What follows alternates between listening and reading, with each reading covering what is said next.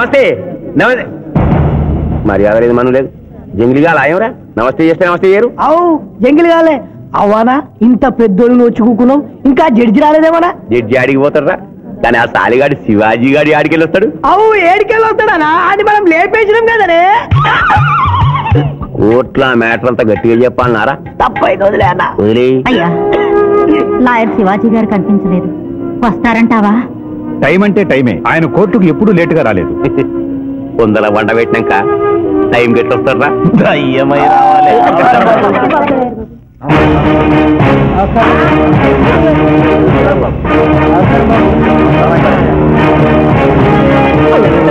దయ్యం లేకున్నాడే కాళ్ళు చక్కగానే ఉన్నాయి ఉల్టా దొరికినాము నమస్కారం ఎంపీ గారు ఏమిటి అలా చూస్తున్నారు లెగ్స్ ముందున్నాయో వెనుకున్నాయో వంగి చూసుకో ఫింగర్స్ చూపించనా అభిమన్యుడికి పద్మవ్యూహంలోకి వెళ్ళడమే తెలుసు నాకు తిరిగి రావడం కూడా తెలుసు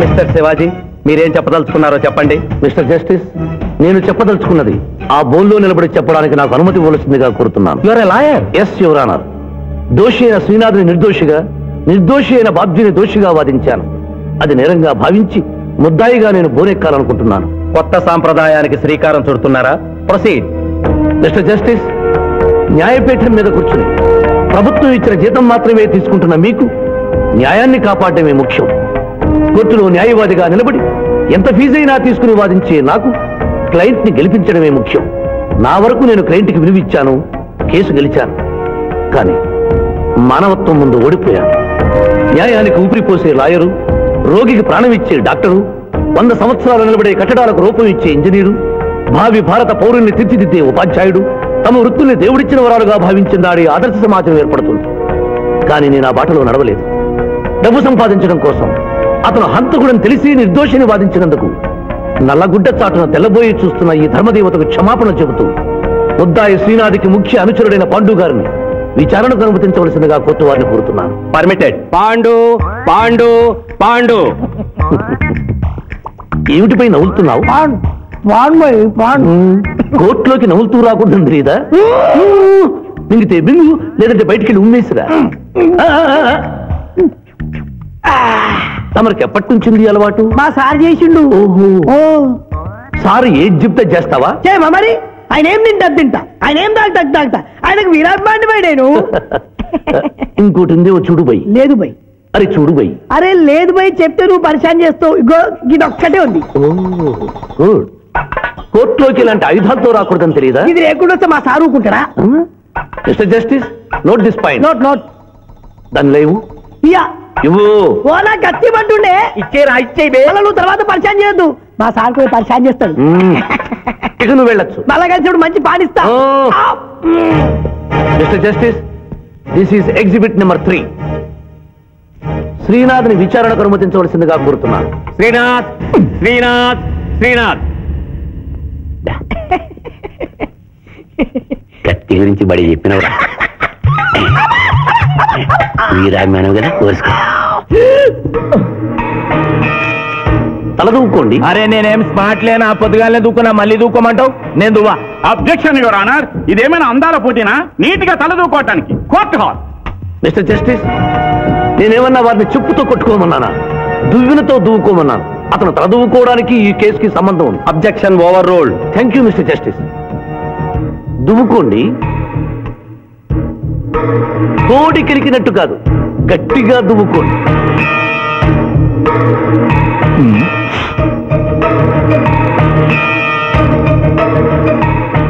మిస్టర్ జస్టిస్ ఈ దువ్వెనలో ఉన్న వెంట్రుకలు exhibit number 2 where is exhibit number 1 అది నెక్స్ట్ హీరింగ్ లో సబ్మిట్ చేస్తాను ద కోర్ట్ ఈజ్ అడ్జర్న్డ్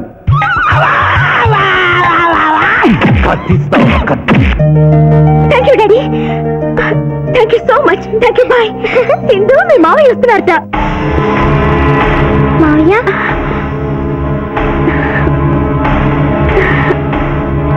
మావయ్య ఇప్పుడే డిఎస్పీ తాతయ్య ఫోన్ చేశారు కేసు బ్రహ్మాండంగా వాదించావంటగా అందుకే జూనియర్ సిస్టర్ మోహన్ చూడు అక్టోబర్ లో పొంగిన కృష్ణానదిలో ఎలా ఉందో ఈ అమ్మాయి ఎవరు మాయా? పోతనని సిబిఐ ఆఫీసర్. ఈ కేసులో నాకు హెల్ప్ చేయడానికి ఢిల్లీ నుంచి వచ్చింది. బాబు, అమ్మాయి చెప్పిందో లేదో, రేపు మేము వ్రతం చేసుకుంటున్నాం. మీరందరూ తప్పకుండా రావాలి. నేనా? మీరు వస్తున్నారు, మీకోసం ఎదురు చూస్తూ ఉంటాను.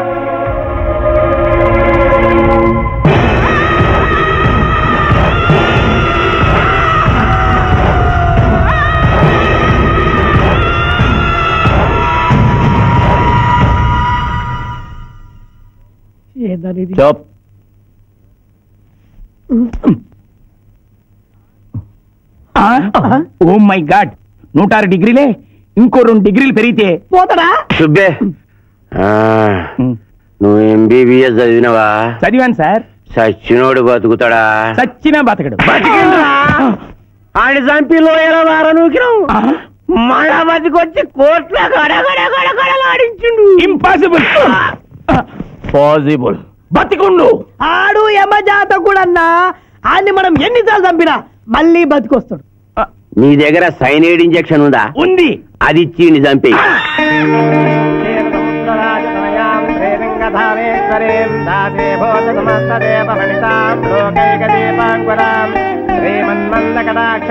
ఆడపిల్లని నా కంటికి ఎంత అందంగా కనిపిస్తున్నావు, మా మాయ కంటికి ఎలా కనిపిస్తావు?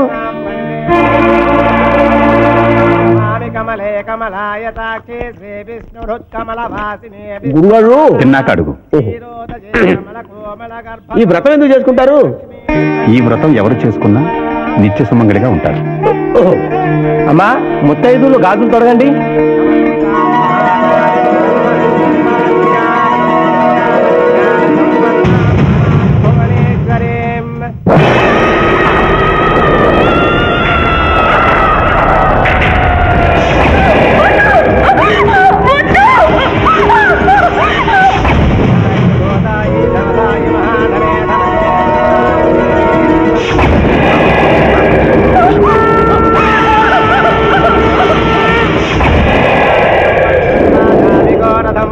అమ్మా, అక్షంతలు వేయండి.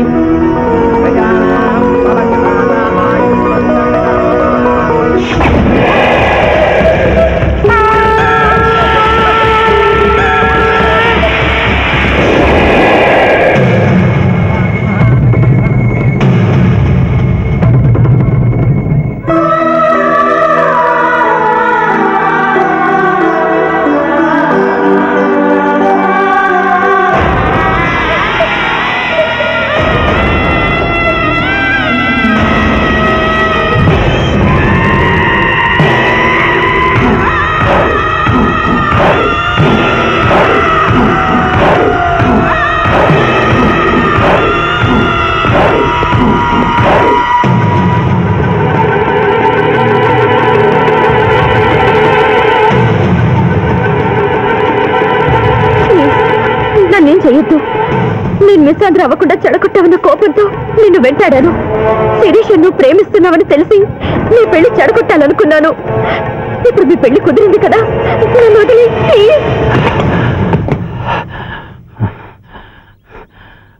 ఆ పెళ్లి జరగదా? ఎందుకు జరగదు? నేను చచ్చిపోతాను గనుక. నేను తాగిన మత్తులో మాట్లాడడం లేదు. దేవుడు సాక్షిగా చెప్తున్నాను, వచ్చే ఆదివారంలోగా నేను చచ్చిపోతాను. నాలో భయంకరమైన వ్యాధి ముదిరిపోయిందని డాక్టర్లు చెప్పారు. స్వర్ణ, నాకు బతకాలనుంది. శిరీష్తో కలిసి పిల్లా పాపలతో 100 ఏళ్లు హాయిగా కాపురం చేయాలనుంది. అది జరగదు. శివాజీ, వేదాంతం అనుకోకపోతే నీకొక జపన. నాలాంటి దురాశాపరుడొకడు దేశాన్ని పరిపాలించే రాజుగారి దగ్గరికి వెళ్ళి సేద్యం చేసుకుంటాను, నాకు కొంత భూమిని దానంగా ఇవ్వగలరా అని అడిగా అంట. అప్పుడు ఆ రాజు, సూర్యోదయం నుంచి సూర్యాస్తమయం అయ్యేలాగా నువ్వు ఎంత మేర భూమిని చుట్టుదగలవు అంత భూమిని నీకు దానంగా ఇస్తానన్నాట. సూర్యోదయం బయలుదేరిన రైతు కొద్దిసేపు నడిచాడు. ఇలా నడిస్తే ఎక్కువ భూమిని పొందలేని పరిగెత్తడం మొదలెట్టాడు. దారిలో ఆకలైనా అన్నం తినలేదు, దాహమైనా నీళ్లు తాగలేదు. మరికొంత భూమిని దక్కించుకోవాలని అతని ఆరాటం. ఎంత దూరం వెళ్ళినా అతనిలో ఆశ చావక ఇంకా ఇంకా పరిగెడుతూనే ఉన్నాడు. సూర్యాస్తమయం అవుతోంది. రాజుగారి షరతు గుర్తొచ్చింది. వెనక్కి తిరిగాడు. బయలుదేరిన చోటికి చేరలేనేమోనని శక్తినంతా కూడగట్టుకుని పరిగెడుతున్నాడు. అలా పరిగెత్తి పరిగెత్తి గుండె బయలు దారిలోనే చచ్చాడు. ఈ వార్త భటులు రాజుకు చెప్పారు. అప్పుడు ఆ రాజు వాడికి 6 అడుగుల మీద చాలు పాతి పెట్టండి అన్న అంట. ఈ కథలో దురాశాపరుని నేనే స్వర్ణ. అడ్డదారులు సంపాదించాలని పరిగెత్తి పరిగెత్తి తలిసిపోయాను. ఇప్పుడు 6 అడుగుల మీద చాలు అని తెలుసుకున్నాను.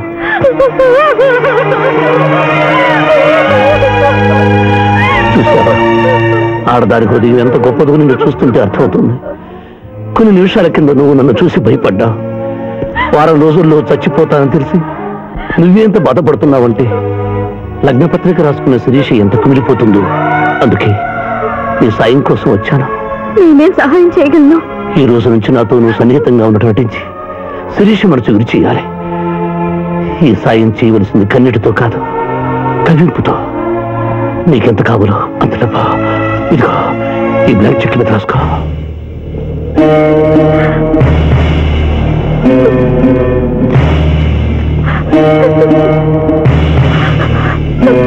వెళ్దావా? ఇంకా టైం ఉందిగా. మానవుడా, అంతా విన్నాను. నేను కూడా నీకు సాయం చేస్తాను. ఇదేంటమ్మా, 4 సంవత్సరాలు మా క్లబ్ లో పనిచేస్తాను అగ్రిమెంట్ మీద సైన్ చేసి సడన్ గా మానేస్తానంటే ఎట్లాగమ్మా? అనుకోకుండా నా పెళ్లి కుదిరింది. లాయర్ శివాజీ గారికి నాకు వచ్చే ఆదివారం పెళ్లి.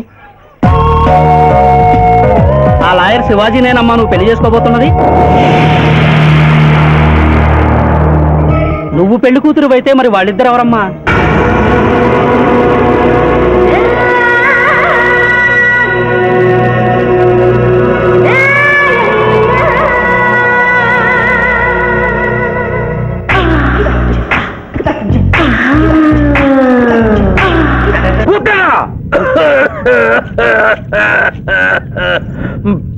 ప్రభు, మీ లాలాజలముతో వైతరణి నదికి వరదలు వచ్చు ప్రమాదము ఉన్నది. నీవు మూయము చిత్తము. తండ్రి, దినదినము మీ ఆరోగ్యము క్షీణించుతున్నది. ఆరోగ్యము లెస్సగా ఉన్నది. మీ పరిపాలనే నిద్రపోవచ్చున్నది. మేము గమనిస్తూనే ఉన్నాం. మీరు ఈ సింహాసనము దిగిన దగ్గర నుండి మీ మతి గతి తప్పినది.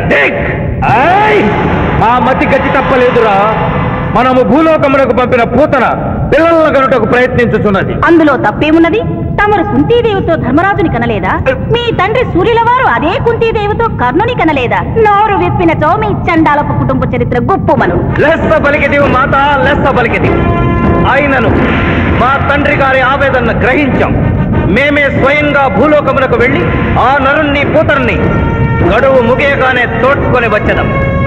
విచిత్రగుప్త ప్రభు, తక్షణమే బయలుదేరు. చిత్తం ప్రభు. Thank you. మీరిద్దరూ చేసిన సహాయం మర్చిపోలేను. అంకుల్, మావయ్య మళ్ళీ పాత జీవితంలోకి వెళ్ళిపోతున్నాడేంటి? అయ్యా ధర్మం! రే పిఠాపురం, ఎవరో ముష్టి వాళ్ళు వచ్చేట్టుగా ఉంది, వెళ్ళి 10 రూపాయలు వేసినా. కాగితాలు దానం కాదు బాబు, జీవితాన్ని దానం చేయమని అడగడానికి వచ్చాను. ఎవరి జీవితం? నా జీవితం. మీతో పర్సనల్ గా మాట్లాడాలి. ఏమిటి బ్రదర్, సిస్టర్ ని వెంటేసుకొచ్చా? అడ్రస్ తెలియని సిస్టర్స్ బావగారికి అతుక్కుపోతుంటే ఊడగొడదామని వచ్చాను. ఎందుకు చేస్తున్నారు ఇలా? ఏం చేశాను? సంస్కారవంతులయ్యారని నమ్మి మిమ్మల్ని చేసుకోవడానికి ఇష్టపడ్డాను. నేనేం సంస్కారం మర్చిపోలేదే. పాత పరిచయం ఉన్న అమ్మాయి, కొత్తగా నా జీవితంలోకి వచ్చిన అమ్మాయి. స్విమ్మింగ్ పూల్కి వెళదామా అంటే అలాగే అన్నాను. ఈత కొడదామంటే ఓకే అన్నాను. బీచ్ లో రౌండ్ వేద్దామంటే షూర్ అన్నాను. ఇంతలోనే నా శీలాన్ని తిమింగనం మింగేసిందా? ఒకడు తిరిగినా తిట్టినా పడుండే క్యారెక్టర్ కాదు నాది. లగ్న పత్రిక రాసుకున్నాం కదా, తలంచుకుని పెళ్లి పెట్టెల మీద కూర్చుంటుందని అనుకుంటున్నారేమో. మళ్ళీ వాళ్ళతో కనిపిస్తే రాసుకున్న లగ్న పత్రిక మన పెళ్లి కోసం వెలిగించిన అగ్నిహోత్రంలో పారేస్తాను.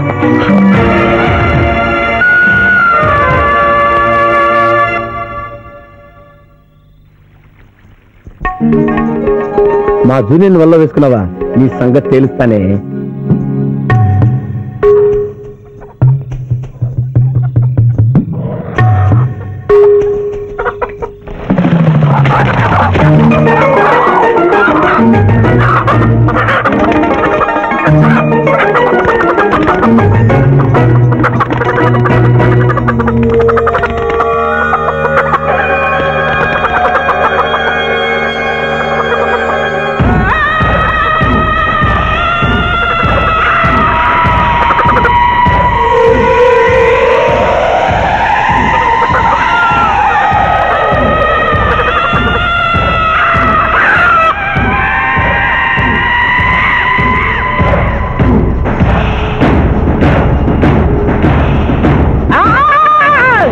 నిజంగా మంచివేనా తల్లి?